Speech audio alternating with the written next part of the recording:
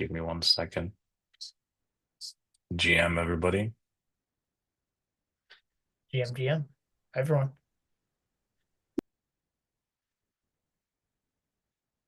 Okay, we're live on YouTube as well. That's perfect to see. How's everybody doing? Type GM in the chat so we know you're there. We have the confirmation. There we go. It's always the first GM. It's like breaking the ice. Okay, so let's wait for a couple of seconds until everyone joins, and then we can get things started. I'm just checking on the technicalities here if everything goes well. GM Salvador, GM Itachi, welcome. Cool. Everything looks good on my end. Dylan, if you're ready, I can kick things off. Cool. So let's Let's do start. it. Welcome, everybody. Welcome to our final workshop for today. Today is day 3 of the Starknet Reignite Hackathon, and we are halfway through our first week. And teams are already forming, projects are already taking shape. And if you haven't joined the Telegram, make sure to join the Telegram channel because all the action is happening there. For the newcomers, we have $33,000 in start prizes available across 5 different bounties. If you want to have any questions during the workshop, please ask them in the QA section in Zoom chat, and all the sessions are recorded. So a link will be provided after this workshop. Now, this workshop is crucial because if you can build a good tech, you can actually build a good tech, but without growth strategies, it won't really reach adoption or users. So this is the perfect timing as you plan your hackathon project. I'm pleased to introduce Dylan, who will share product-led growth strategies that actually work. Whether you're building DeFi, gaming, or consumer apps, this applies for everybody. Dylan, welcome, and the stage is yours. Amazing. So thank you, Robert, for the introduction. I'm going to share my screen if that's okay. I'm here to talk a little bit about product-led growth, as Robert was mentioning. So imagine your product as your best salesperson. There's no quotas, no pitches. You just deliver your value so that it's so compelling that users bring in more users. That is product-led growth. Companies like Slack, Dropbox, Calendly, all your favorite Web2 companies that you're using scale to millions without massive sales team just by making their product the engine of acquisition, conversion, and expansion. So over the next 20 or so minutes, I'll talk to you a little bit about some of the core principles and concrete steps you need to turn your own product into your strongest growth lever. Some of these tactics you can actually start using today and implementing into your product that you're building in the hackathon. So pretty excited to be chatting. I want to keep this fairly casual, so feel free to ask questions in the chat and we'll get to them. So here's our roadmap for today. First, we'll cover the foundations of product-led growth, what it means, and how to identify that critical aha moment when users first experience your value. Next, we'll explore core growth mechanics, viral loops that spread your product naturally, and self-service onboarding that gets users to value without actually hand-holding them. Finally, we'll discuss monetization and measurement, aka how to convert free users to paying customers and which metrics really matter. You'll hopefully leave this presentation with some clear, actionable steps you can implement to unlock faster, more sustainable growth directly through your product development. So let's start with the foundations. Product-led growth just flips the traditional sales model on its head. Instead of your sales team driving growth, your product itself becomes a primary engine for acquisition, conversion, and expansion. But before we get into that, let me just share a very sobering fact. Most startups will fail because they build something nobody wants. Early on, founders like yourselves are often driven by enthusiasm. You have a big idea and you're excited to change an industry, but the reality is harsh. You could think about different options that we've seen in the past. Think about Airbnb. They solved affordable accommodations. Uber tackled unreliable transportation. In Slack, they just made team communication pretty effortless. They all kind of each identified a meaningful pain that people were eager and more importantly, they were willing to pay to fix. So you're thinking about what project to build, how you're building, and before even getting into the PLG, think about the pain points. The bigger the pain, the bigger your competitive advantage. That is why validation matters so much. It forces you to slow down, question your assumptions, and focus your efforts where they matter. Instead of simply asking, can we build it? You should push back and say, should we build it? And what exactly does our market need? So this involves talking to real users, creating quick prototypes, and running small experiments. And it delivers a few different benefits. The first one is it reduces the risk on your side. Your team only will build features that solve genuine user problems. Two, you get aligned. Data replaces the endless debates and helps your team move forward confidently together. Three, you unlock faster growth.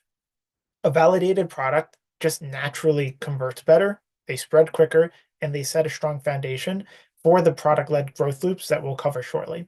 So, the bottom line is validation is the foundation beneath your product led growth engine. Without it, even the best growth tactics won't really stick. So, let's talk a little bit about the topic of the day. Market validation tells us what to build. Now we need to decide how to grow it. And the answer to make the product itself is just our growth engine. Um, that's really just what product led growth is all about. At its core, I'm sorry, I think I realized I messed up the screen here. Don't know why that happened, but I think it fixed now. At its core, product led growth means your product itself, not your sales team or marketing campaigns, drives customer acquisition and conversion. The traditional approach follows more of a sell, try, buy pattern. The sales team pitches the value, then users try it, then maybe they buy it. Product led flips this on its head. Goes try, buy, expand. Users experience your value before they actually pay a dime. They adopt, they invite others, and they upgrade themselves when they need more.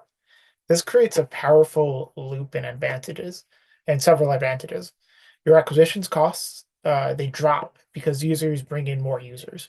You scale faster without waiting for sales team hiring and ramp up. And your customers are happy because they already know exactly what they're getting. I want to point out one example, Slack, right here on the bottom left. They reached 500,000 users in just 8 months without a traditional sales team. Calendly, they grew to over 10 million users, with a huge portion coming from word of mouth. When your product is able to deliver immediate value and it spreads naturally, growth will follow.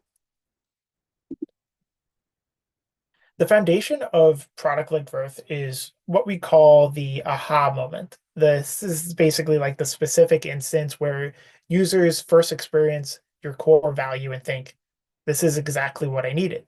For Dropbox, it's when someone sees their files magically appear on another device. For Notion, it's when team members start collaborating in a shared workplace. For Spotify, it's another option where you can find and play that perfect song that you're looking for within seconds of signing up. This is to say that finding your aha moment requires some deep analysis. You need to examine what actions your retained users took that your churned users did not. Look for these patterns. Is there a specific feature that successful users engage with early? Is there a certain threshold of usage that they reach? These are things that you need to look at. And data from successful product-led growth companies show users who perform key actions within the first week often have significantly higher retention rates. This becomes your North Star metric.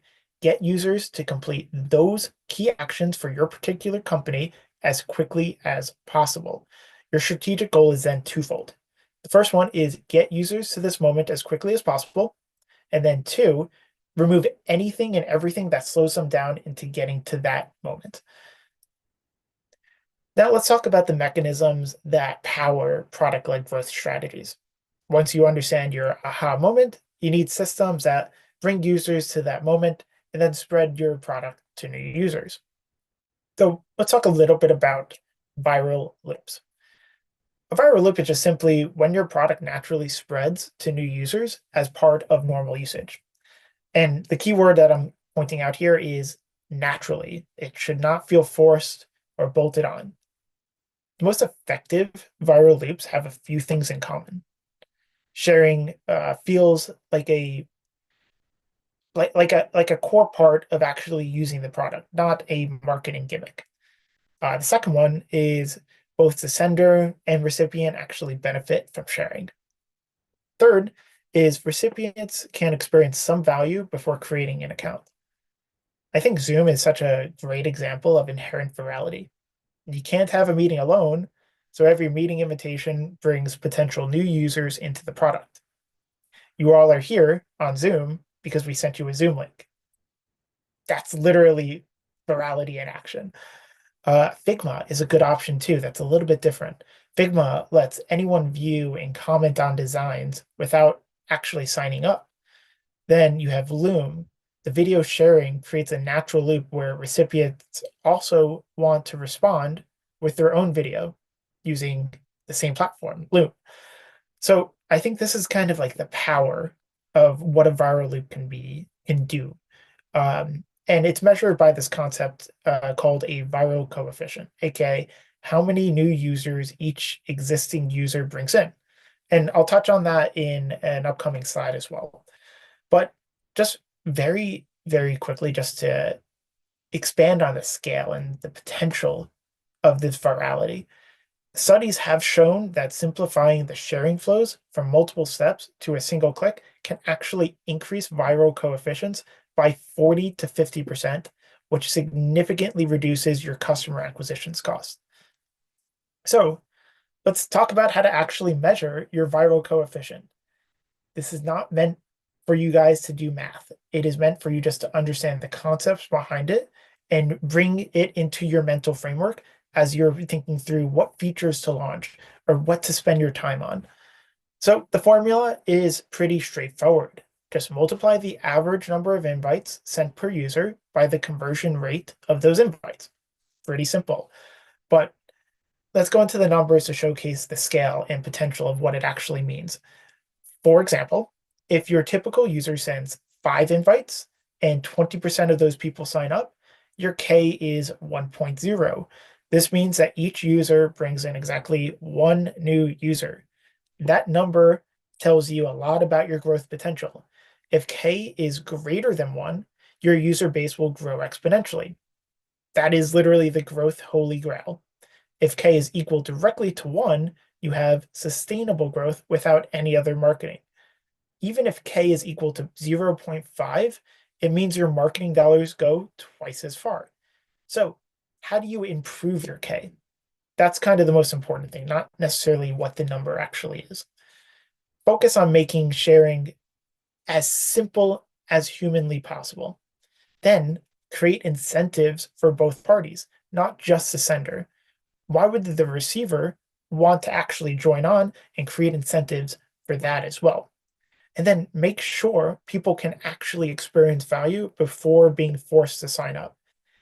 Ultimately, what I want to just make very clear here is that any friction point in this process will dramatically reduce your viral spread. So get rid of friction, make it easy. On that point, your onboarding just generally should be built so that users get as much value as quickly as possible without any help from your team. That's the goal of a scaled product. That's obviously a lot harder than it sounds.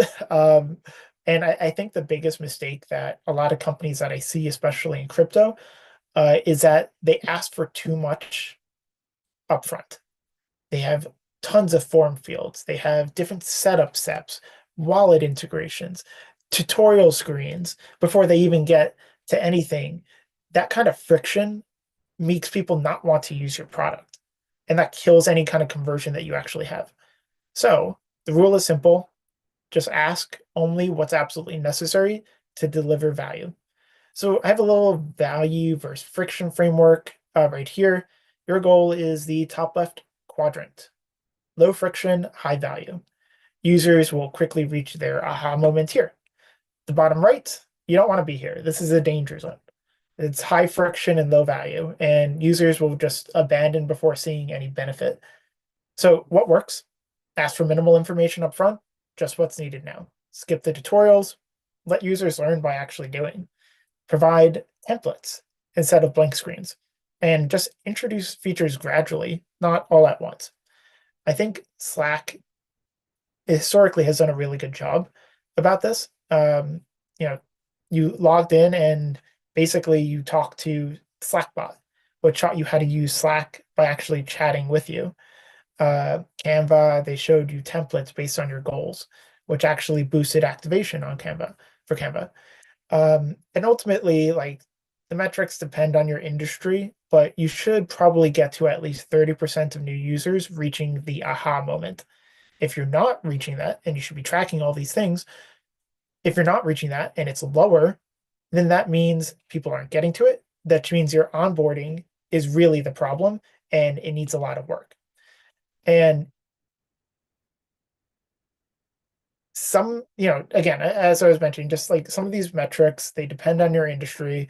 Some products will naturally have higher friction, but they deliver tremendous value once users get through it. So just recognize your product solution. The goal is limit the amount of friction, get this number to around 30%. That's a good goal to have. If it's below that, then you have too much friction and your people are not getting to the aha moment. Now, let's talk a little bit about how to turn all this product usage into actual revenue and how to measure your success. So, this is a concept called product qualified leads or PQLs. And these are kind of the ones that will be the saving grace for sales efficiency. AKA, these PQLs are users who show buying signals through their product usage, not just through marketing interactions. So you have traditional marketing qualified leads. They might, download an ebook. They might look at your white paper. They might attend a webinar that you're hosting. But, the PQLs, those are the ones who actually use your product and they hit the triggers that predict, readiness for additional features within your product. And the point I'm trying to make here is that these PQLs convert far better than anyone else that you can think of. They typically have 5x higher rates than marketing leads. Why is this the case? Well, because the user has already experienced your value firsthand. Sales conversations will start with, I see you're using feature X heavily. Let me show you how the premium version could help you improve on that. Instead of, hey, let me just tell you a little bit about our product. It's the difference between a warm lead and a cold outreach, basically. Airtable watches for teams hitting record limits in their free bases before kind of really pushing on the sales cycle there. And I think that setting up a PQL system requires, connecting your product analytics to your CRM so that your sales, so that sales can actually see usage data. And then, you're probably a small team. You're doing the sales. You're doing the product as well. You should just have a good understanding of like who's using your product and actually targeting them. Once you target them, you define clear triggers based on what behaviors actually predict purchase intent in your product. So you're able to create like a hybrid model that combines the efficiency of self-service with the effectiveness of a targeted sales outreach exactly when it matters most. So kind of just talking a little, this is a little bit more consumer app focus. Different SaaS companies or different products, DeFi products, they might not necessarily, you know, realize this, but I think there's some value to understanding the concepts behind here, even if it's not directly relevant to your particular project. I think that just creating an effective free tier is about balance. Must deliver enough value to attract users, but you want to create natural upgrade paths as the usage grows. Your free tier should solve complete problems, not just be like a crippled demo. Users should be able to actually achieve real goals and get tangible value. but you should be setting reasonable limits that you successful users will naturally hit as they grow. I'll put an example here for MailChimp. MailChimp had a subscriber limit that was fairly generous enough for small businesses to get started with, but growth naturally pushed them to paid plans. And I think that like you want to basically highlight the premium features that matter to those particular customers. Show those customers contextually when relevant if a user tries to access, a that particular premium feature. And I think that's like the perfect moment to explain why they would benefit from upgrading. I would say like, industry benchmarks show successful PLG companies aim for around like 30 to 50% of revenue from self-service upgrades, but top performers reach actually 70%. Uh, again, this might not be a direct fit for your company, but I think it just shows how you can think through reducing your sales cost to improve your profit margins. And this is more relevant, I think, for just general crypto right now. Um, just kind of taking a little step back, product-led growth requires just tracking different metrics than your traditional models. And I put a little list here to show you what you really should focus on. For acquisition, look beyond just your basic sign-up counts. What matters is your visitor to sign-up rate. Aim for around like 2 to 5%. And your cost per activated user, not just per sign-up. Um, Track what traffic sources actually bring users who actually activate and not those who just sign up. So, if people are coming in from Twitter, focus on Twitter. If they're not coming in from Twitter, don't focus on Twitter. It's as simple as that. Find where they're coming from and target those. For activation, measure your time to value. How quickly are users actually reaching your aha moment? The best PLG products, usually get there within minutes, not days. Um, with that, you want to track your activation rate, aka like the users who complete the key actions, and you want to aim for, you know, at least 25 to 40%. Anything higher is pretty good. Revenue metrics, this is pretty simple. You guys all should be looking to make revenue, not just building something. They should include, if relevant, free to paid conversions. This is typically like 3 to 8% for freemium models, and revenue as well from existing customers. Net revenue retention above 100% means your customer base is growing in value over time without new acquisition. And I'll just end this page with saying that signups are typically vanity metrics if users don't activate. So focus on the full funnel, not just the top of it. So I'll share a practical roadmap to get started with product-led growth over the next 30 days or so. First, you want to map every step from sign up to your aha moment. Time how long each step takes and identify where users get stuck. This, I think, is an insanely important exercise, and it reveals very, very obvious improvements that should have probably been caught. Next, you'll want to tackle your biggest friction points. Remove the unnecessary form fields, remove the unnecessary steps, add templates for quick starts. An interesting example actually is with Typeform. When they reduced their sign-up fields from 9 to 3, they were able to see significantly improved conversion rate. Then, for 3, I want you to think about adding one viral sharing feature to your core workflow. Find the moments where users naturally want to share and make that sharing one click simple, as easy as possible, so that you can ensure that whatever gets shared from your user to potential user can actually showcase your product's value. Then finally, just create a simple free tier that, if relevant, that delivers actual value for core use cases, but creates this kind of aspect where there's a natural upgrade moment when users succeed and they grow. So the key is really to start small. Don't try to transform everything at once. Pick the area with the biggest opportunity. Usually, what I've seen in crypto is onboarding and focus there first. Then track, measure it, and iterate. Ship what works, kill what does not work. So let's recap a little bit about what we've covered. First one, let your product do the selling. The core idea of product-led growth is letting users experience value before asking them to pay. Two, identify your aha moment early. This is your product's magic moment when users first actually see true value that your product should offer. Three, eliminate any friction slowing users from immediate value. Every step from between sign up and value will hurt your conversion.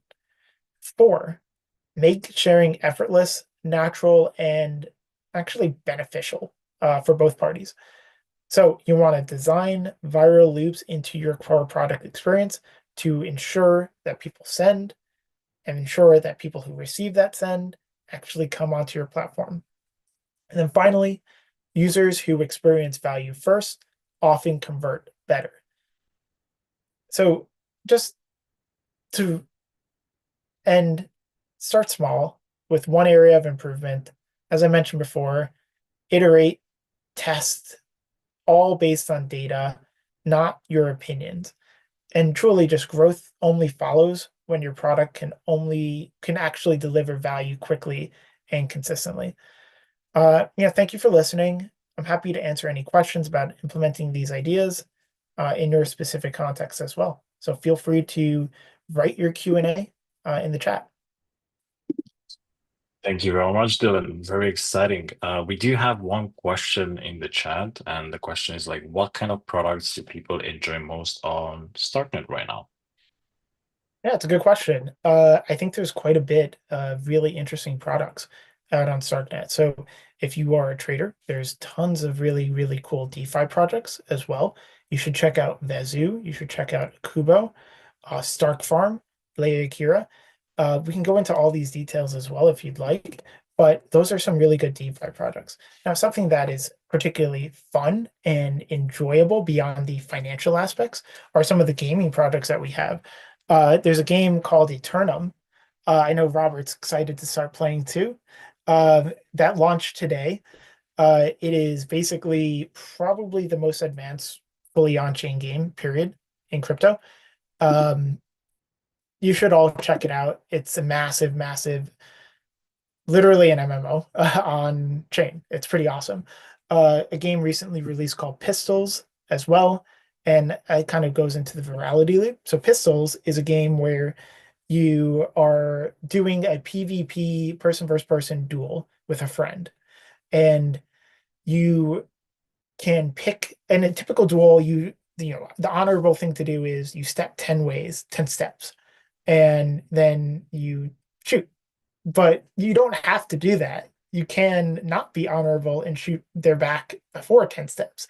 So what's cool about this game is you have different methods of playing and you get different types of archetypes that are tracked fully on chain so that you can actually start seeing and judging if their opponent is an honorable duelist or not an honorable duelist. And it becomes a game theoretical kind of approach of, do I shoot at 10 steps or do I shoot him earlier?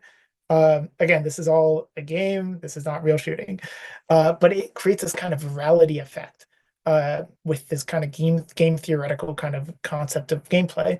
And the viral effect is you get some really funny situations, and then you can share that gameplay with your friend. Um, it's a very fun way of thinking through virality as well in a gameplay. Thank you very much. There's another question regarding how to cut down gas fees on transaction and products for the user. Maybe I can take that if you want.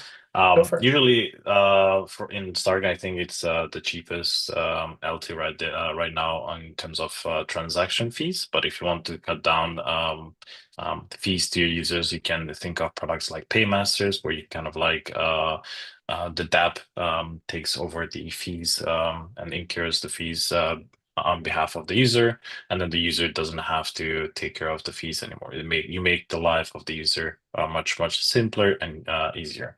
I think the goal here is to create a frictionless onboarding and a good UX for your users. And I'm happy to show you like what are those implementations as well. There's another question from Chris. It feels like most dApps that reach product market fit are trading focused. Have you seen any non-trading dApps that also nailed PMF and are turning solid profit? Yeah, that's a good question. Yes, I think that DeFi is probably the best use case right now in crypto, but I don't necessarily think that's the only use case in crypto. I think a lot of projects have sort of skirted the direction to focus on a token more so than the product, leading to token market fit instead of product market fit. The best way to approach that is to focus on building an actual product that validates an end user's problem rather than focus on, hey, how do we loop in a token? Tokens are useful as a way to bridge a cold start problem, aka like incentivize people to start up a network effect. Uh, but the reality is, like, there are projects that have achieved product market fit beyond just DeFi. Axie Infinity, like it or not, people like playing it. It had a great token component, and there were aspects where after the token stopped producing the same incentives, yes, it dropped a little bit, but people did enjoy it.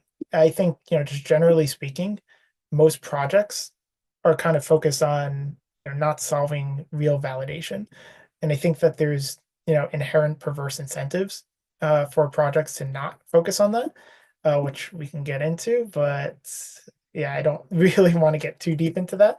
But yeah, I mean, there are tons of projects out there, identity and reputation projects like ENS. They solved a problem related to decentralized identity management, and they were able to get consistent revenue off of that. And then, beyond just the DeFi side, there were wallets and MetaMask, like they were able to bring in different services just because they had access to the end user. And I think that the main thing here is, how do you actually combine some of the familiar Web 2 experiences with what Web 3 actually can create from an advantage side? And that's a lot of like transparent incentive alignment, decentralization. I think that a lot of funding has gone to the wrong projects associated with it. And I think we're early.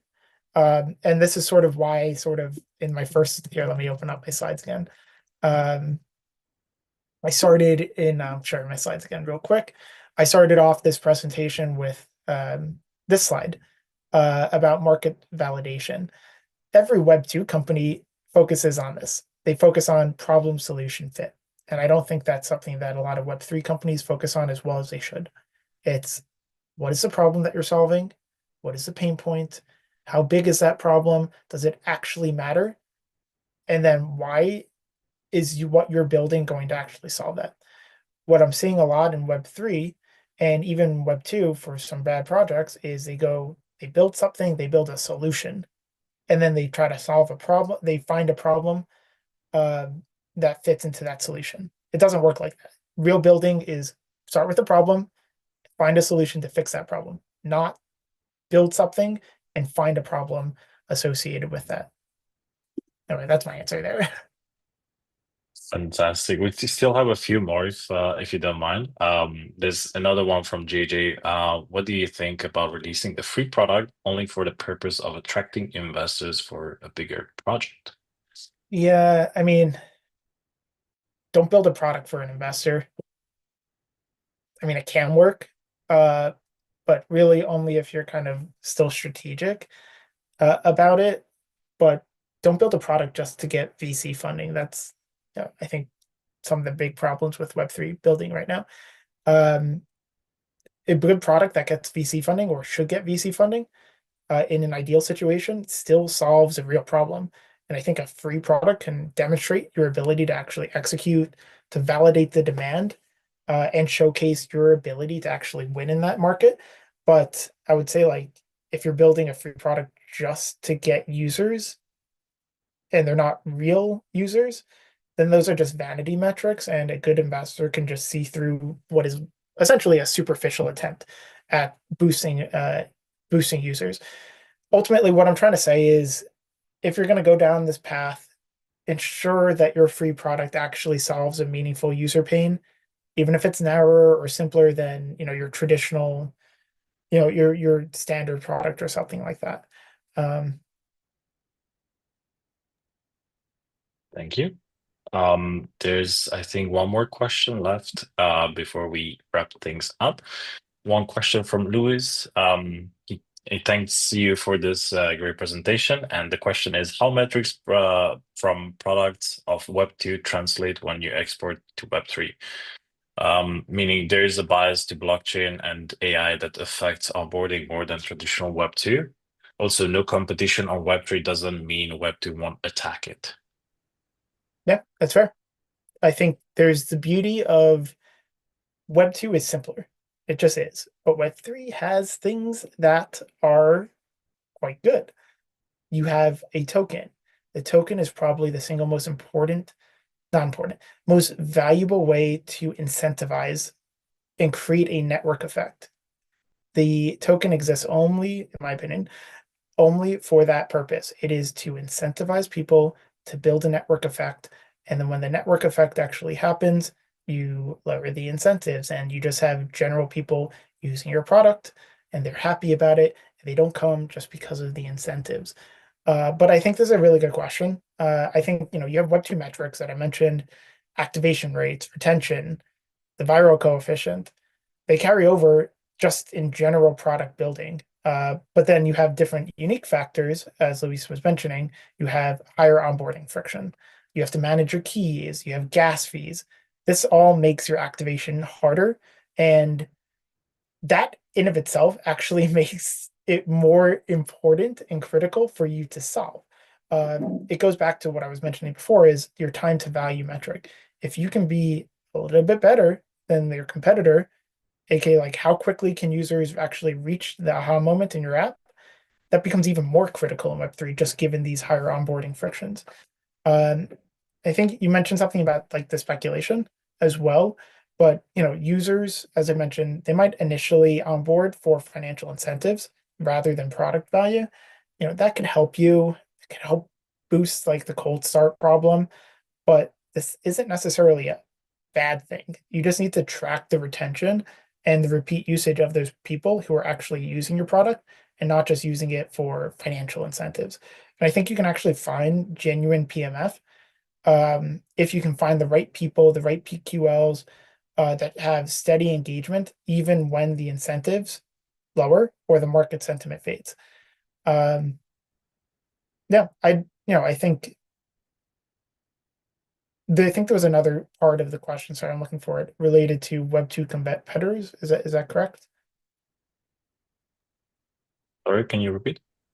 I think there was another part of the question. I'm trying to find it. Also, no competition on Web3 doesn't Ah, mean Web2 won't attack. No, that's right. A lack of Web3 native competitors doesn't mean that you're completely safe. And good Web2 players will potentially look to enter the space too. I don't think that your moat is decentralization or blockchain.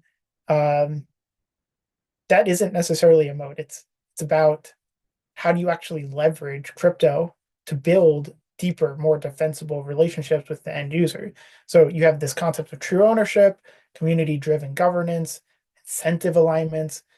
These all create this type of long-term loyalty that you don't get or you don't have the opportunity to do with centralized Web2 models. And I think if you can combine the lessons that the product lessons from Web 2, which is like seamless onboarding, with some of the unique advantages that you get from Web 3, you can actually create this really, really compelling, durable moat and edge and competitive edge that can withstand challenges from like the Web 2 side and the Web 3 side. fantastic. Thank you very much for answering that question. Maybe one question from me as we wrap up. Mostly like what are some best resources for builders to learn more about product-led growth or even maybe go-to-market strategies, especially in the Web3 context? Are there any programs that they can learn from or any resources that you could suggest? Yeah, there's a lot. So I would actually suggest looking at some of our materials that we did on a program that we ran couple like a month ago or so called Founder Basecamp throughout April. We basically go over a lot of the aspects related to market validation, finding a problem that actually fits, how to actually validate that problem, how to target the right customers.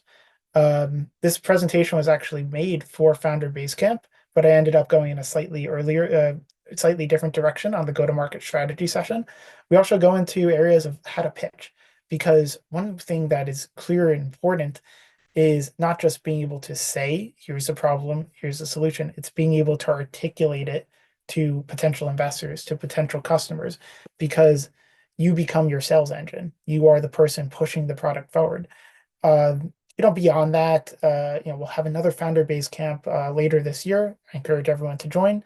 Even if you're a well-established entrepreneur, you can still learn some stuff. Beyond that, there's a lot of good information online. Watch lessons, learn lessons from Web 2 projects, even Web 3 too, but especially from Web 2. They have nailed a lot of these growth engines.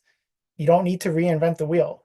Learn from existing founders that have projects that have similar types of customers and customer loops. Watch their videos. They do podcasts. They love talking. Watch it, learn from them, and take what they've done and bring it into your company. Fantastic. Thank you for sharing that. I shared the link to the Founders Basecamp in the chat, so make sure to check that out. But again, I think we can wrap up here. Thank you, Dylan, once more for this incredible deep dive into product-led growth strategies. Honestly, we don't see so many workshops across the Web3 space, so I'm super excited about this. Just to recap, today we had two great workshops, and then tomorrow we have a special, so to say, session. We'll have our first office hours, which is scheduled at 2 p.m. UTC. So make sure to bring your questions. You get one-on-one to help with our mentors, and it's the perfect time to debug issues, get feedback on your projects, or even if you're still missing a team member, maybe you can find them there. Just a reminder for tomorrow, we do have two additional workshops. So the first one is at 3 p.m. UTC, right after the office hour, which is building mobile apps using Starknet Dart. This is especially tied within the bounty from Starkware. That's the building mobile apps with Dart. And then at 4 p.m. UTC, we have a new workshop called Create ZKTLS Proof of Identity. So if you're interested in more of the privacy part or proof identity, this is the perfect workshop for you. Before you go, just to recap, today's recordings are actually today's recording will be available in the research channel. And keep building and join the Telegram channel that we have. And thank you all for joining. Day 3 is completed. Thank you, Dylan, for the amazing presentation. And thank you, everyone, for participating. Rest up and don't miss the office.